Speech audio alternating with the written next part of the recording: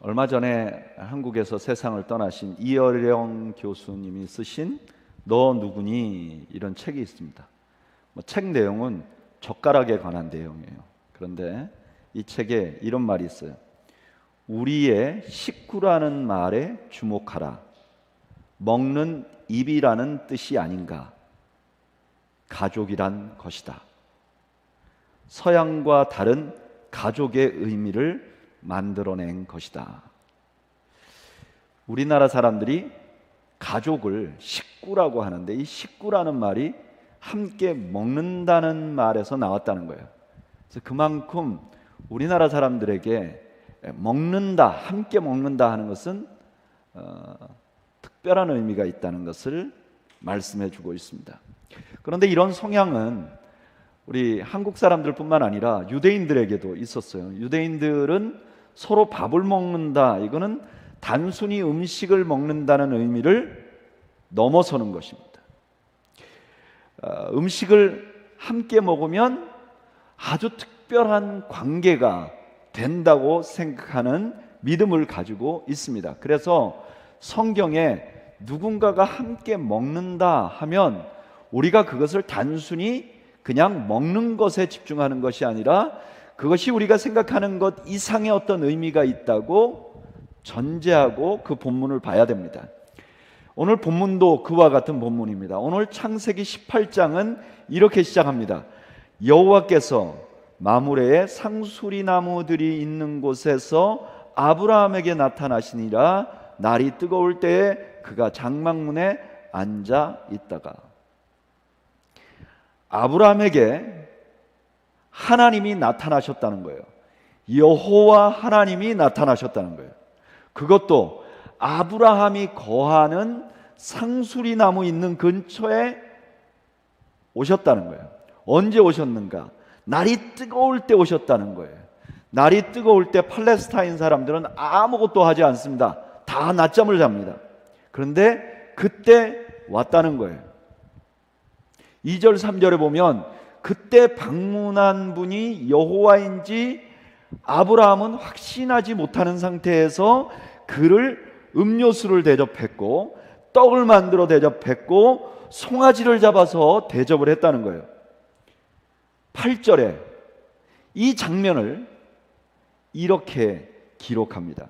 아브라함이 엉긴 젖과 우유와 하인이 요리한 송아지를 가져다가 그들 앞에 차려놓고 나무 아래 모셔 섬에 그들이 먹으니라. 아멘. 아브라함이 그들과 함께 먹고 있는 거예요. 그들은 누구죠? 하나님과 함께 온 존재들, 여호와 하나님. 그러니까 지금 아브라함이 여호와 하나님과 함께 식사를 하는 거예요. 이건 놀라운 거죠. 이것만 해도 유대인들에게는 놀라 자빠질 만한 일이에요. 함께 식사를 한다는 것은 교제권 안에 둔다, 그런 의미가 있어요. 형제 자매처럼 생각한다, 그런 의미가 있어요. 근데 지금 하나님과 함께 식사를 하는 거예요. 정말 놀라운 특권이죠. 그런데 오늘 본문에 하나님과 아브라함이 식사하던 것은 더 엄청난 의미가 있어요. 아브라함이 살았던 주전 1400년 이 경에 그 언약을 맺는 풍습이 각 나라에 많았어요. 그래서 고대 문서들을 좀 보면, 고대의 특별히 히타이트의 문서들을 보면 조약 문서들이 많아요. 그래서 그때는 사람들이 서로 국가가 서로 언약을 맺고 조약을 맺는 것이 평범한 일이었어요. 그런데 그때 함께 A라는 나라와 B라는 나라가 조약을 맺으면요, 조약을 순서대로 진행해요. 이게 그냥 마음대로 하는 게 아니라 정해진 순서대로 조약을 이루어요.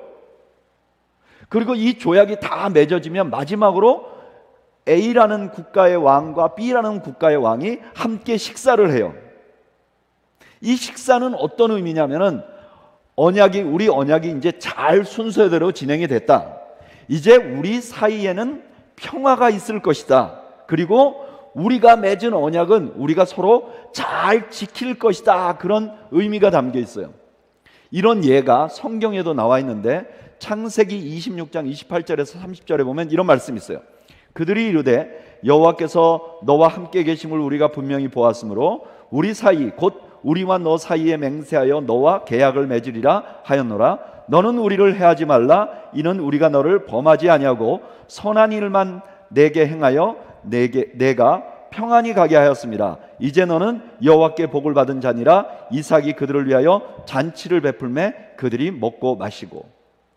이삭이요, 그랄 땅에 갔는데 거기 있는 사람들하고 갈등이 생겨요.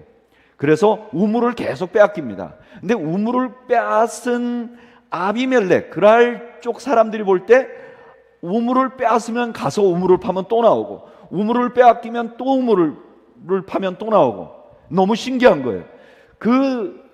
그랄 지역에서 우물을 파서 물을 구하는 건 굉장히 어려운데 이삭은 파는 데마다 우물이 나오는 거예요. 그러니까 이 사람들이 이삭이 아주 굉장히 큰 뒷배경이 있나 보다.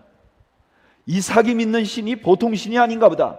그래서 아비멜렉이 이삭하고 언약을 맺자고 합니다. 그 언약을 다 맺고 나서 잔치를 베풀어서 서로 먹고 마셨습니다.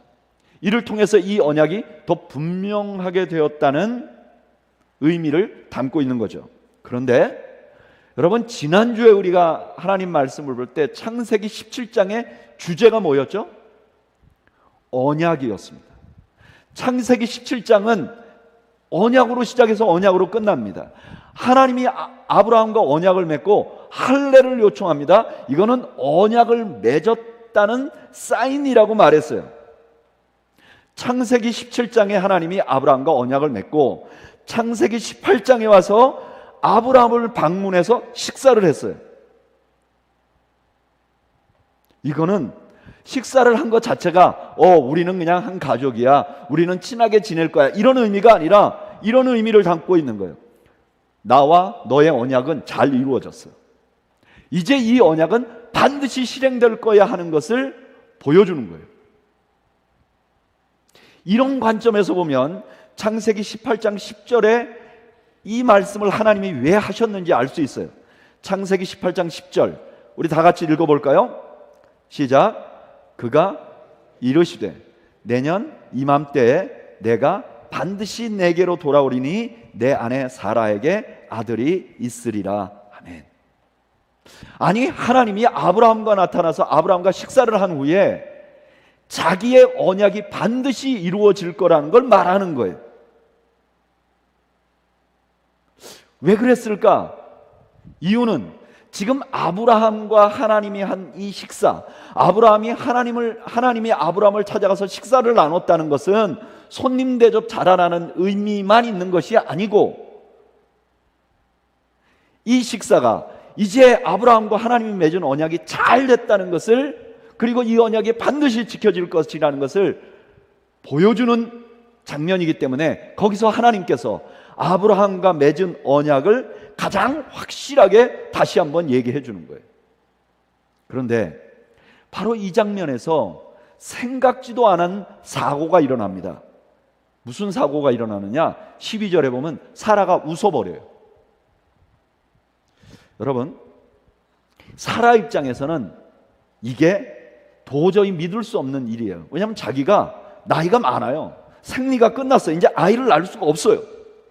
그런데 하나님이 나타나셔서 사라를 통해서 아이를 갖겠다. 그러니까 사라가 웃어버린 거죠. 사라의 웃음은 불신의 웃음이에요. 여러분 생각해보세요. 이거 굉장히 위험한 순간이에요. 두 나라가 언약을 맺었는데 언약 다 맺고 식사하는 자리에서 그 정복국의 왕이 이렇게 말한 거죠. 우리 이제 이 언약이 잘 지켜질 겁니다. 우리가 식사까지 했으니까 이게 잘 될 겁니다. 그런데 상대방이 웃기시고 있네, 이렇게 말한 거하고 똑같은 거예요. 이게 굉장히 위험한 상황입니다. 그런데 그래서 이 상황에서 자칫하면 사라가 죽을 수도 있는 상황이에요. 그런데 그 사라에게, 이런 상황에 하나님이 아브라함에게 이렇게 말하는 거예요. 창세기 18장 13절 14절 우리가 읽은 말씀이에요. 다시 한번 다 같이 읽어볼까요? 시작. 여호와께서 아브라함에게 이르시되 사라가 왜 웃으며 이르기를 내가 늙었거늘 어떻게 아들을 낳으리요 하느냐. 그 다음 다 같이 읽어보죠. 시작. 여호와께 능치 못한 일이 있겠느냐. 아멘. 이건 이런 말이죠. 아브라함아, 너는 아직도 나를 못 믿니? 너와 나의 언약은 내가 이룬다. 이 언약이 이루어질 것인가 아닌가는 너가 아니라 나에게 달려 있는 거야. 그런데 나는 여호와야. 나에게 능치 못함이 있겠니? 그 다음에 어떤 말이 생략된 거죠? 나에게 능치 못함이 없다면 이 일이 반드시 이루어질 거 아니야? 지금 땅볕에 손님이 온 것을 대접하는 아브라함에게 많은 사람은 주목합니다. 그런데 하나님께서 땅볕에 아브라함을 찾아온 이유가 바로 이것입니다. 아브라함과 식사한 이유가 바로 이것이에요. 아브라함은 지금 상황이 절망적이에요. 하나님과 언약을 맺었지만 이게 이루어질지 안 이루어질지 의심이 가득해요. 그런데 그 아브라함에게 지금 하나님께서는 가장 필요한 메시지를 주고 있는 거예요. 내가 능치 못함이 없겠느냐? 이 언약 나에게 달린 것이야. 아브라함과 하나님이 식사하신 장면은 그냥 단순히 식사한 것이 아니라 아브라함에게는 엄청난 은혜와 확신을 주는 순간이었습니다. 그런데 사실 이 장면은 아브라함에게만 은혜가 된 것이 아니에요. 어쩌면 아브라함보다 더 큰 은혜를 받은 사람들이 있었을 거예요. 그것은 바로 이 창세기를 처음 본 광야의 이스라엘 백성들이에요. 이 사람들은 40년 동안 광야를 돌았어요. 그리고 가나안 땅을 앞에 봅니다. 그런데 자기들의 능력을 객관적으로 평가하면 자기들은 절대로 가나안에 들어갈 수 없어요. 불가능해 보여요. 그런데 그런 그들에게 이 본문은 자기들과 하나님과 맺은 언약을 돌아보게 합니다.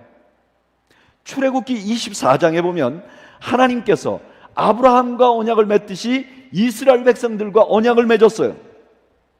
7절 8절 언약서를 가져다가 백성에게 낭독하여 듣게 하니 그들이 이르되 여호와의 모든 말씀을 우리가 준행하리이다. 모세가 그 피를 가지고 백성에게 뿌리며 이르되 이는 여호와께서 이 모든 말씀에 대하여 너희와 세우신 언약의 피니라. 언약을 세웠어요. 그런데 그동안은 쉽게 생각했는데 11절에 보면 이런 말씀이 나와요. 출애굽기 24장 11절 우리 다 같이 읽어보죠. 시작. 하나님이 이스라엘 자손들의 존귀한 자에게 손을 대지 아니하셨고 그들은 하나님을 뵙고 먹고 마셨더라. 광야의 이스라엘 백성들은 자기의 조상들이 하나님과 언약을 맺었고 하나님과 먹고 마셨다는 것은 알고 있었어요. 그래서 이분들이 하나님과 우리가 언약을 맺었고 그 언약이 잘 이루어진 의미라고 생각했어요. 근데 오늘 아브라함의 이 말씀을 통해서 창세기 24장을 보면 이 24장 안에 엄청난 메시지가 담겨 있다는 것을 아는 거예요. 어떤 메시지냐? 이스라엘아, 아브라함과 내가 약속한 것은 다 이루었다. 그 증거가 너희들이야. 또한 나는 너와의 언약도 다 이룬다. 너와 내가 언약한 것, 너희들을 가나안 땅에 넣겠다는 이 약속은 너희들에게 달린 것이 아니라 나에게 달린 것이야. 그런데 내가 여호와야. 나에게 능치 못함이 있겠느냐? 나에게 능치 못함이 없다면 이 일은 반드시 이루어질 것이야. 가나안 땅을 보고 낙심해 있던 이스라엘 백성들에게 이 아브라함의 이야기는 엄청난 소망을 주는 메시지를 담고 있었어요. 그런데 여러분 아세요? 이 아브라함에게 주신 메시지가 광야의 이스라엘 백성들에게 엄청난 은혜를 주었듯이 또한 오늘을 사는 우리들에게도 엄청난 은혜를 주시는 말씀입니다. 고린도전서 11장 23절에서 26절까지 사도 바울은 이렇게 말합니다. 내가 너희에게 전한 것은 주께 받은 것이니 곧 주 예수께서 잡히시던 밤에 떡을 가지사 축사하시고 떼어 이르시되 이것은 너희를 위하여 위하는 내 몸이니 이것을 향하여 나를 기념하라 하시고 식후에 또한 그와 같이 잔을 가지시고 이르시되 이 잔은 내 피로 세운 새 언약이니 이것을 향하여 마실 때마다 나를 기념하라 하셨으니 너희가 이 떡을 먹으며 이 잔을 마실 때마다 주의 죽으심을 그가 오실 때까지 전하는 것이니라. 우리가 주님이 오실 때까지 계속 해야 할 일이 있다는 거예요. 그게 뭐냐? 성찬이라는 거예요. 근데 이 성찬의 주제가 뭐냐? 언약이에요. 그것도 그냥 언약이 아니라 피의 언약이에요. 마태복음 26장 28절에서 예수님이 이렇게 말했어요. 이것은 죄사함을 얻게 하려고 많은 사람을 위하여 흘리는 바 나의 피 곧 언약의 피라 그래요. 이 언약의 피라는 단어는 이 말씀을 듣는 모든 사람의 기억을 출애굽기 24장으로 돌려요. 그런데 이 말씀을 언제 했죠? 예수님이 제자들과 함께 만찬하는 자리에서 했어요. 이 제자들과 함께 만찬하는 이 만찬은 누가 준비한 것이냐? 예수님이 명령하셔서 제자들이 준비한 거예요. 마태복음 26장 19절에 제자들이 예수께서 시키신 대로 하여 유월절을 준비하였더라. 그러니까 만찬 자리에서 이 말을 한 거예요. 그래서 이 성찬 안에는 창세기 18장에 있는 하나님의 메시지가 메아리처럼 담겨서 우리에게도 오는 거예요. 성찬에 참여할 때 성찬에 참여함으로 우리 죄가 사해졌습니다. 성찬에 참여함으로 우리가 구원을 얻습니다 하는 정도로 끝나는 것이 아니라 성찬을 참여하는 모든 사람들에게 하나님께서는 이런 메시지를 우리에게 메아리처럼, 아브라함을 통해서 메아리처럼 주시는 거예요. 여호와께 능하지 못한 일이 있겠느냐? 사랑하는 아들과 딸아, 아브라함과 내가 약속한 것은 다 이루었다. 그 증거가 너희들이야. 이스라엘과 내가 약속한 것도 다 이루었다. 그 증거가 너희들이야. 마찬가지로 너와 나의 언약도 다 이루었다. 이 언약이 이루어질 것인가 아닌가는 나에게 달려있는 것이야. 그런데 내가 여호와야, 나에게 능치 못함이 있겠느냐?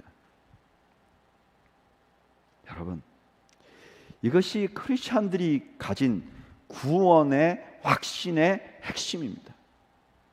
크리스찬은 구원의 확신을 위해서 나의 행위를 의지하는 자들이 아닙니다. 크리스찬들은 구원을 받기 위해서 내 마음의 확신을 의지하는 자들이 아닙니다. 나를 택하시고 나를 구원하시겠다고 언약을 맺으신 하나님이 능치 못함이 없다는 것을 믿는 믿음을 가진 사람입니다. 하나님이 능치 못함이 없기 때문에 내 구원이 확실하다는 걸 믿는 구원의 확신을 갖는 사람들이 크리스찬입니다. 저는 여러분들이 그런 구원의 확신을 가지시기를 주님의 이름으로 축복합니다. 내 확신이나 내 삶을 통해서 확신을 갖는 것이 아니라 나를 구원하겠다고 약속해 주신 하나님이 능치 못함이 없기 때문에 내 구원이 확실하다고 믿는 것입니다. 그래서 기독교 믿음 세계에는 하나의 아이러니가 있어요. 그 아이러니가 뭐냐면은 나에게 절망하면 절망할수록 믿음이 더 좋아져요. 이게 기독교가 가진 비밀이에요. 나에게 절망하면 절망할수록 믿음이 더 좋아지는 거예요. 저는 그런 과정을 지나온 것 같습니다. 저는 선천적으로 죄책감이 아주 많아요. 저는 어렸을 때부터 죄책감이 아주 많은 사람이었어요. 그래서 구원의 확신을 갖는 게 너무 힘들었어요. 제 마음 속에는 항상 나 같은 죄인을 하나님이 구원하실 리가 없어. 제가 돌아보면요, 이런 마음을 제가 가졌을 때 제가 뭐 초등학교나 중학교 때였어요. 그러니까 별다른 죄도 없었어. 그런데 저 자신은 나 같은 죄인을 하나님이 구원할 리가 없다고 생각한 거예요. 부흥회 같은 데 가서 막 목사님들이 막 설교하고, 자, 여러분 모두 구원받았음을 믿으시기 바랍니다, 일어서세요, 막 그래서 기도해 주면 천당 근처에 왔다 갔다 하는 것 같은데, 조금만 지나면 지옥 문 앞을 왔다 갔다 하는 나를 발견하는 거죠. 근데 여러분, 이런 성향은요, 성경을 공부하면 공부할수록 더 나빠지는 거예요. 왜냐하면 성경을 공부하면 할수록 성경은 내가 얼마나 철저하게 죄인인가를 보게 합니다. 에베소서 2장 2절 3절에 이런 말씀 있죠. 그때 너희는 그 가운데 행하여 이 세상 풍조를 따르고 공중의 권세 잡은 자를 따랐으니 곧 지금 불순종의 아들들 가운데 역사하는 영이라. 전에는 우리도 다 그 가운데서 우리 육체의 욕심을 따라 지내며 육체와 마음에 원하는 것을 하여 다른 이들과 같이 본질상 진노의 자녀이었더니. 여러분, 세상 풍조를 따르는 것이 사탄을 따르는 거라는 거예요. 세상 패션을 따라가고 세상을 따라가는 것이 사탄 숭배하고 똑같다는 거예요. 우리의 욕심을 따라 지내는 것이 하나님의 진노를 사는 일이라는 거예요. 심지어 내가 원하는 대로 사는 것이 하나님의 진노를 사는 일이라는 거예요. 괜찮으세요, 여러분? 저는 이런 말씀을 들으면 숨이 콱콱 막힙니다. 게다가 로마서 13장에 보면 뭐라 그러죠? 기록된 바 의인은 없나니 하나도 없고 깨닫는 자도 없고 하나님을 찾는 자도 없고 다 치우쳐 함께 무익하게 되고 선을 행하는 자는 없나니 하나도 없다. 이 세상에 이런 범죄에 들어가지 않은 인간은 하나도 없다는 거예요. 행동뿐만 아니라 마음까지 완전히 타락한 상태라는 거예요. 예레미야 17장 9절에 이렇게 말하죠. 만물보다 거짓되고 심히 부패한 것은 마음이라. 이걸 알면 당연히 절망감이 옵니다. 내가 구원을 받을 수 있을까? 하는 절망이 옵니다. 아니, 나는 구원을 받을 수 없어, 그런 확신이 옵니다. 그런데 그런 우리들에게 성경은 다른 메시지를 줍니다. 그런데 네가 그런 거 다 아는데, 너가 죄인이고 절망적인 거 다 아는데 나는 여호와야. 내가 너를 구원하지 못하겠느냐? 이 하나님을 보면 소망이 생기는 거예요. 그 하나님 때문에 구원을 받을 수 있다는 확신이 생기는 거죠. 그것이 바로 제가 가진 구원의 확신의 근거예요. 그런데 이렇게 확신을 갖고 나서 주위를 돌아보고 초대교회 성도들, 초대교회 신앙의 선배들의 책들을 보니까 신앙의 선진들이 구원의 확신을 가진 과정을 보니까 모두가 다 이런 과정을 지나갔더라고요. 구원을 받은 사람은 하나같이 모두가 다 자신에 대해서 절망해요. 자신에게 절망한 경험 없이 구원을 얻는 것은 불가능한 거예요. 제가 가끔 목회를 하다가 예수님이 안 믿어진다는 사람을 많이 만납니다. 여러분, 예수님이 안 믿어지는 것은 자기가 죄인이라는 걸 뼈저리 인정하지 못하기 때문에 안 믿어지는 거예요. 누구든지 자기가 죄인이라는 걸 뼈저리게 인정하면 하나님을 찾을 수밖에 없고, 자기가 무능력하다는 것을 뼈저리게 인정하면 하나님을 신뢰할 수밖에 없고, 그 하나님을 신뢰하면 나는 여호와야, 내게 능치 못함이 없겠느냐는 하나님을 만나게 되는 거예요. 그리고 나면 흔들리지 않는 구원의 확신을 갖게 되는 것입니다. 저는 여러분들의 구원을 위하여 불가능이 없으신, 능치 못한 일이 없으신 하나님을 신뢰하는 여러분들이 되시기를 축복합니다. 우리의 능력이나 내가 이제까지 교회 생활을 하면서 해왔던 습관이나 헌신이나 내가 드린 어떤 것이 아니라 우리의 구원을 흔들리지 않게 이루어내실 전능하신 하나님을 신뢰하는 것이 여러분 믿음의 기초가 되기를 주님의 이름으로 축복합니다. 그리고 우리가 매달 하는 성찬은 우리에게 그 메시지를 반복해서 줍니다. 우리가 성찬에 참여하면요, 성찬에 참여하기 전에 자기 죄를 보라 그래요. 그러니까 어떻게 보면 성찬은 약간 디프레스 되는 과정이에요. 그런데 성찬을 제대로 지나가면 성찬이 끝나고 나서 이상하게 소망이 생깁니다. 분명히 내 죄를 생각하고 내가 죄에 대해서 정말 그걸 이겨낼 일에 대해서 무능력하다는 걸 묵상했는데 성찬이 끝나고 나면 소망이 생겨요. 왜 그러죠? 성찬에 참여하면 아브라함과 함께 식사하셨던 그 하나님의 메시지가 우리의 귀에 메아리 치기 때문입니다. 나는 여호와야, 내가 능치 못함이 있겠느냐. 저는 우리 교회 성도들이 적어도 한 달에 한 번씩 그 메시지를 듣기를 원합니다. 성찬에 참여할 때마다 여러분들 개개인에게 하나님이 말씀하시는 그 음성을 듣는 여러분들이 되시기를 주님의 이름으로 축복합니다. 우리의 믿음이, 우리의 기독교의 믿음이 나의 능력에 달려있는 것이 아니라 능치 못함이 없는 하나님께 달려있기 때문에 이 기독교의 믿음을 가진 사람들의 중요한 특징은, 기독교 신자들의 중요한 특징은 절망이 왔을 때 우리는 그 절망을 보고 좌절하지 않는 특징을 가지고 있어요. 환경을 보고 좌절하지 않는 특징을 갖고 있어요. 기독교인들이 그냥 인내심이 많아서, 참을성이 많아서 고난이 왔을 때 참는 게 아니에요.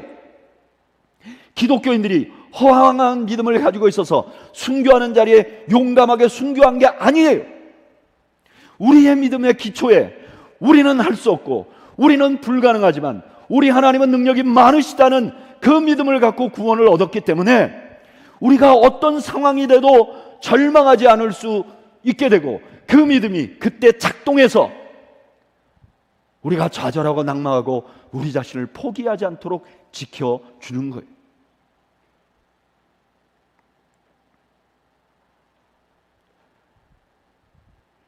너무나 많은 사람들이 앞에 이 구원 얻는 믿음을 빼버리고 뒤만 강조하면 마치 기독교가 긍정적인 마인드를 가지고 살아야 된다는 세상의 소리와 비슷하게 들리는 겁니다. 근데 우리가 그런 생각을 하는 이유는, 우리가 그렇게 보이는 이유는 우리가 그렇게 믿음으로, 그런 믿음으로 구원을 얻었기 때문인 것이죠. 이런 믿음이 나의 삶 속에 작동하는 것을 보고 우리가 신앙생활이라고 합니다. 신앙생활은 신앙이 생활에 작동한다, 이런 의미를 가지고 있습니다. 신앙이 생활에 작동하면 우리의 삶은 지금과 완전히 달라집니다.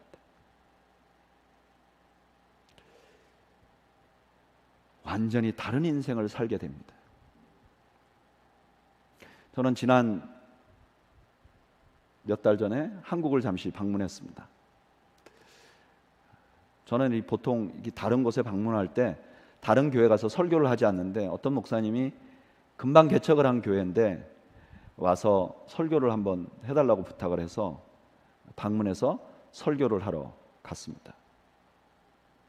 근데 마침 그때가 그 교회 임직 준비를 하는 과정이라서 설교 전에 한 분이 간증을 했습니다.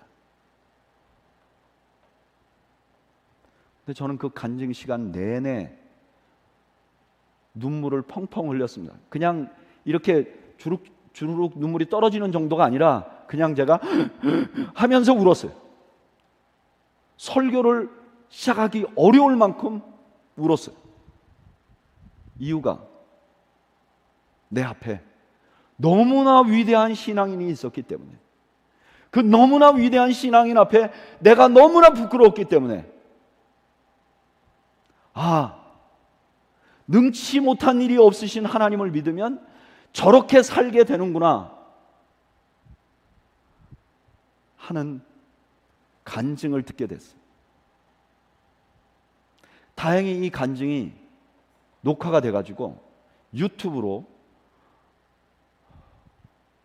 떠 있습니다. 제가 오늘 설교를 준비하면서 능치 못한 일이 없으신 하나님을 믿는 신앙생활은 어떻게 작동해야 되는지 말로 여러 번 설명할 수 있는데, 그 여러 설명보다도 이분의 12분짜리 간증이 훨씬 더 파워 있고 이해하기 쉬울 거라고 생각했습니다. 그래서 지금 잠시 이분의 간증을 영상으로 볼 겁니다. 12분 정도 될 텐데, 이분은 시각장애인이시고 바로 직전에 몇 달 전에 자기 남편을 여의신 시각장애인이신데 권사님으로 피택되셔서 권사 임직을 받기 직전에 간증을 하신 내용입니다. 우리 함께 잠시 보겠습니다. 저는 선천적인 시각장애인으로 세상에 태어났습니다. 하나님의 뜻을 알 길 없지만 세상과 사랑하는 사람들을 육의 눈으로 보지 못해도 하나님의 나라를 바라보는 영안을 열어주셔서 구원의 반열에 세워주신 하나님께 감사, 찬송과 영광 올려드립니다. 아이가 태어나면 그 아이는 온 가족의 기쁨입니다. 사람들은 산모의 회복과 아이의 건강을 위해 보살피고 아이를 축복하며 잔치를 벌이기도 합니다. 하지만 저의 경우는 달랐습니다.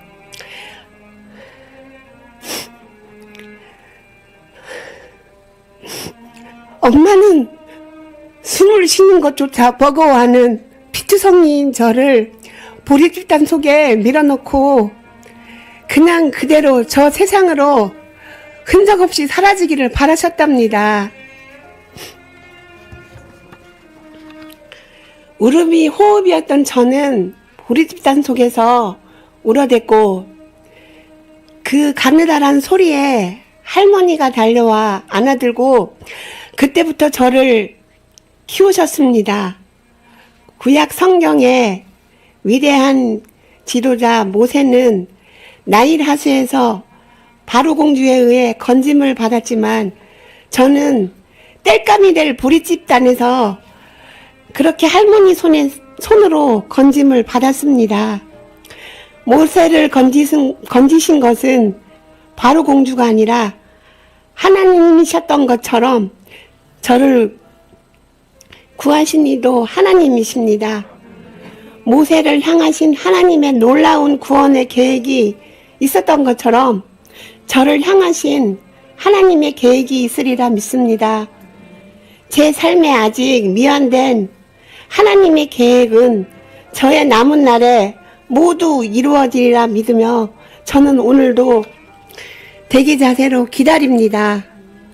할머니 손에서 자란 저는 한창 사랑받고 자랄 8살 나이에 학교 기숙사 생활을 시작했습니다. 제가 다니는 학교는 맹학교로서 미션 스쿨이었습니다. 그때는 너무 어려 하나님을 만나지는 못했었지만 찬양하고 기도하며 예배드리는 생활이 어려서부터 습관으로 새겨지는 기간이었습니다. 하루는 아버지가 학교 사감선생의 요구로 돈을 붙였고 그 돈이 저를 위해 쓰여지는 줄로만 아셨던 아버지는 사감선생이 유용한 사실을 알고 화가 나서 저를 더 이상 학교에 보내지 않았습니다. 그리고 제가 집에 돌아온 지 얼마 안 돼요. 아버지가 돌아가셨습니다. 그때부터 저에게는 더욱 기나긴 고통과 외로운 삶이 시작되었습니다.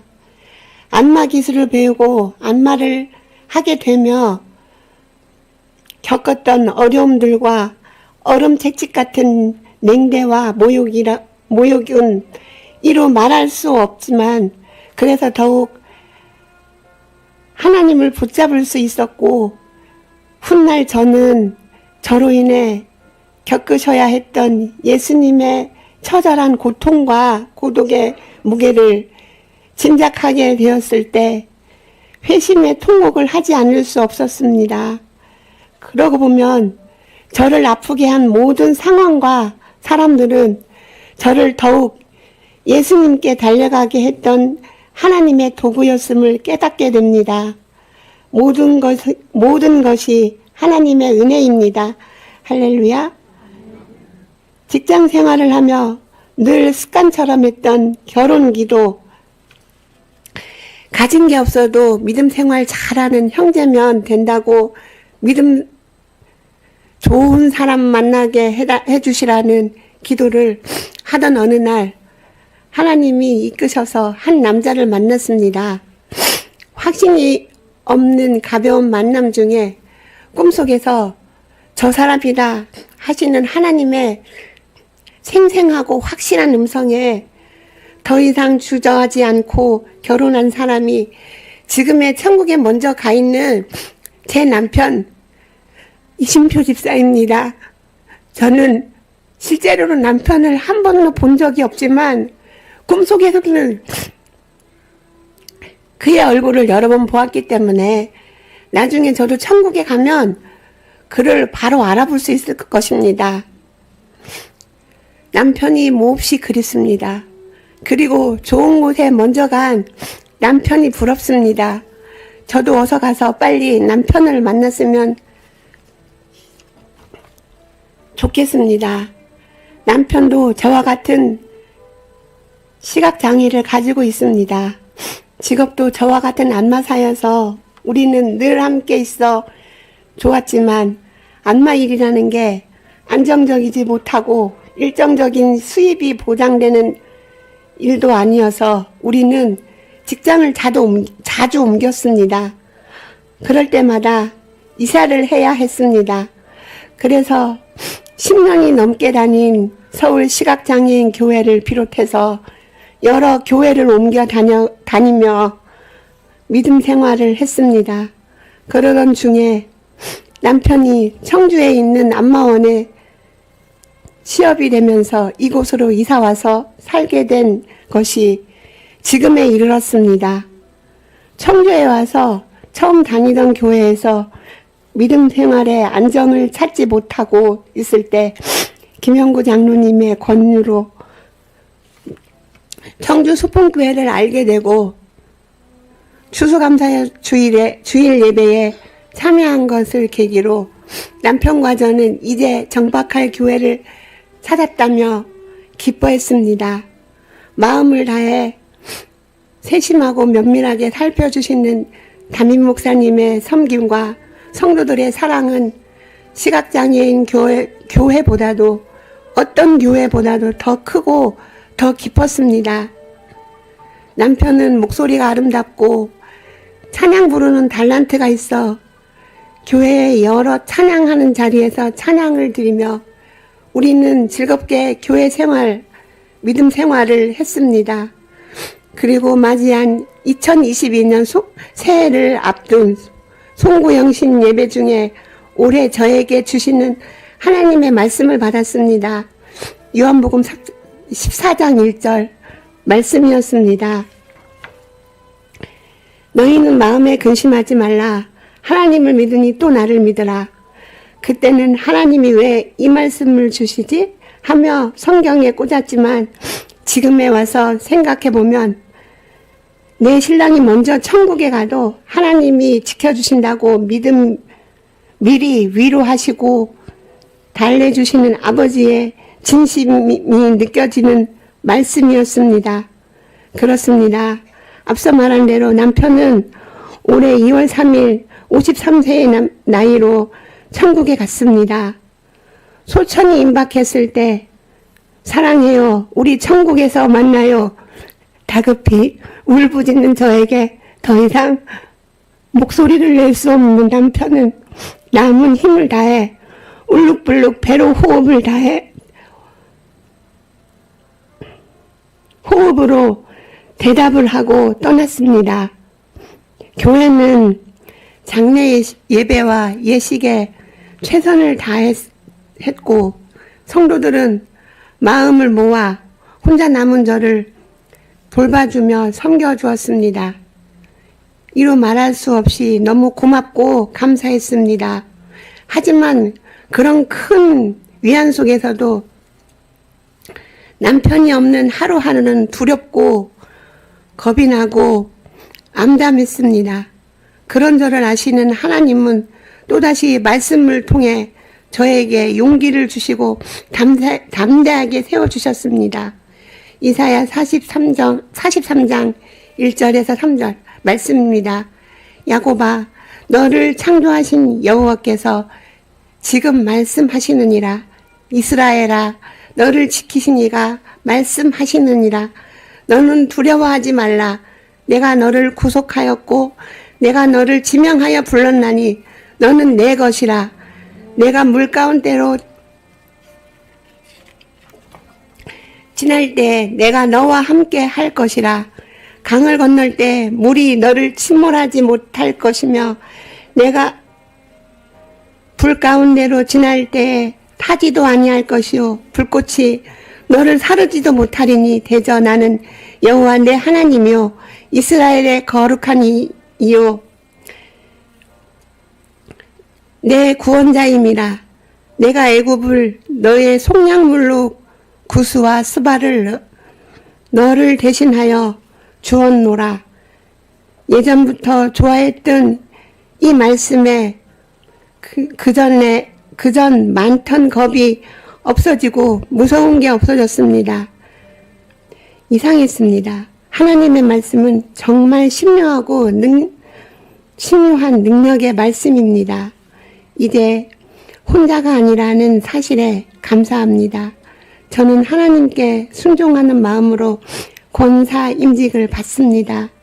자격 없는 자라 무르지 않고 기꺼이 머리 숙여 직분을 받는 것은 애시당초 자격 없는 이 죄인이 오직 은혜로 구원을 받았고 아무런 공로 없는 괴수가 하나님의 자녀가 됐기에 더 이상 자격 운운하는 것이 무의미하기 때문입니다.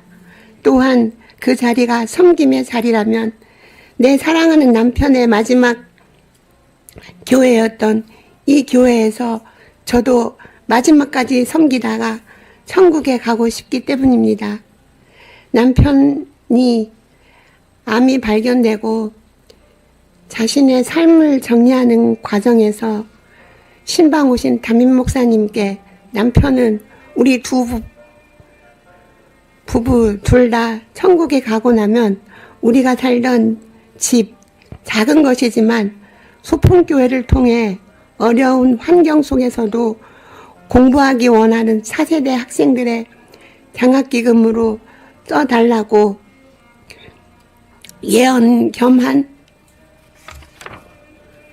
부탁의 말씀을 드렸고 저도 그런 마음으로 저희 부부에게 부어주신 하나님의 사랑과 청주 소풍교회를 통한 선교와 구제사역에 제 남은 삶을 드리고 싶습니다. 저는 이틀에 한 번씩 신장 투석을 합니다. 그러나 저는 소망합니다. 그리고 결단합니다. 내가 선한 싸움을 싸우고 내가 달려갈 길과 주 예수께 받은 사명을 감당함에 있어 나의 생명조차 조금도 귀한 것으로 여기지 않고 남아있는 힘을 다해 달려보리라고 다짐을 해봅니다. 모든 영광을 하나님께 올려드립니다. 감사합니다.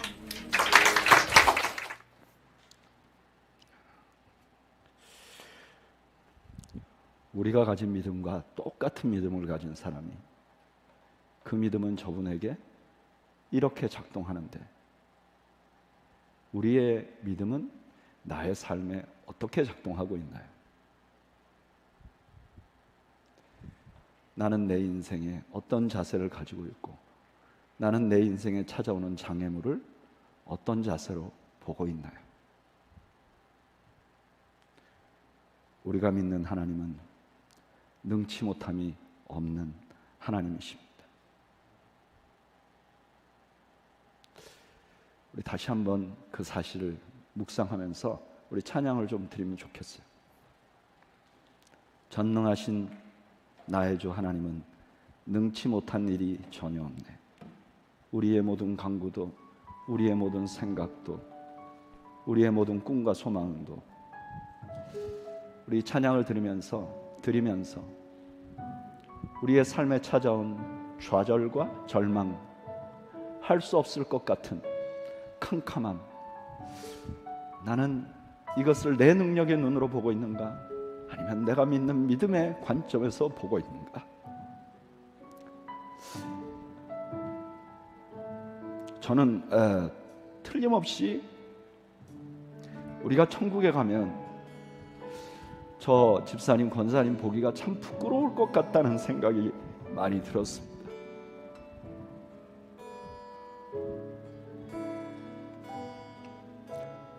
우리 한번 이 찬양을 드리면서 하나님, 우리의 믿음이 우리의 삶에 작동하게 해 주십시오. 우리 한번 그런 마음을 가지고 찬양을 드리겠습니다.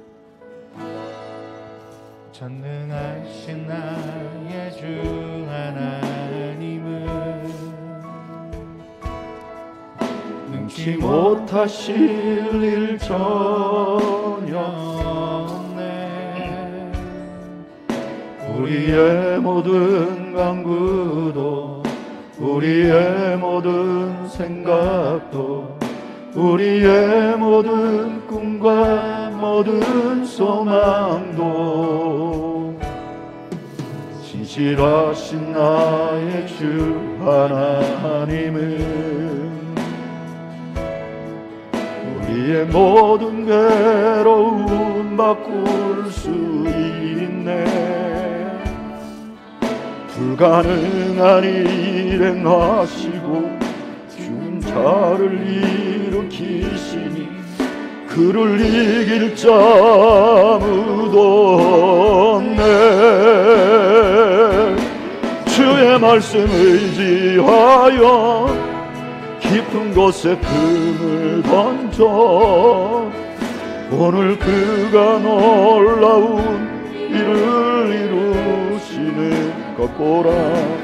주의 말씀 의지하여 믿음으로 금을 던져 믿는 자에게 능치 못함 없네. 불가능한 일 행하시고 불가능한 일 하시고 죽은 자를 일으키시니 그를 이길 자 아무도 없네. 주의 말씀 의지하여 믿음으로 금을 던져 오늘 그가 놀라운 일을 이루시는 것 보라. 주의 말씀 의지하여 믿음으로 금을 던져 믿는 자에게 능치 못함 없네. 우리 한번 이 시간 기도하겠습니다.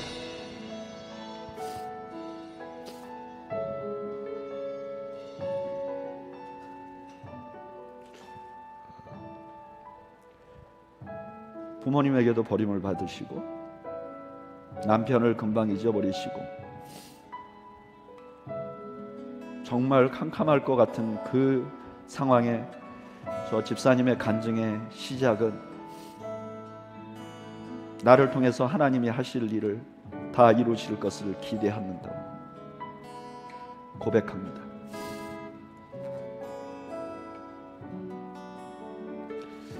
나에게 있는 절망은 어느 정도의 무게이고 나는 그것을 어떻게 대하고 있는지, 마치 하나님 없는 것처럼 살고 있지는 않는지, 마치 믿음은 믿음이고 사는 건 사는 것이라고 생각하고 있지 않는지 우리 자신의 믿음을 점검해 보시기 바랍니다. 그리고 이 시간에 하나님이 능치 못한 일이 없으심을 신뢰하는 믿음으로 살게 하소서 하는 결단의 기도를 우리 이 시간 함께 하나님 앞에 드리겠습니다. 함께 기도하겠습니다.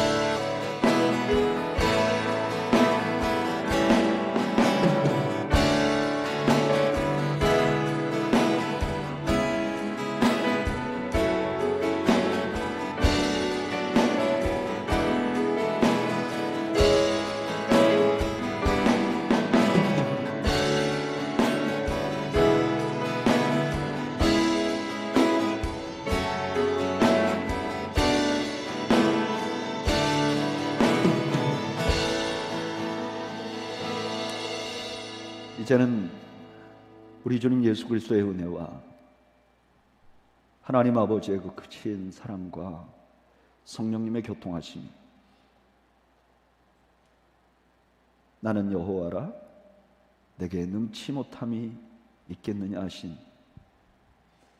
하나님 아버지를 신뢰하는 믿음으로 구원을 얻고 그 믿음이 작동하는 신앙생활을 하기로 다짐하는 주님의 백성들 머리머리 위와 우리 그레이스밸리 교회 모든 성도들과 가정과 생업 위에 지금으로부터 영원 무궁토록 함께 있을지어다.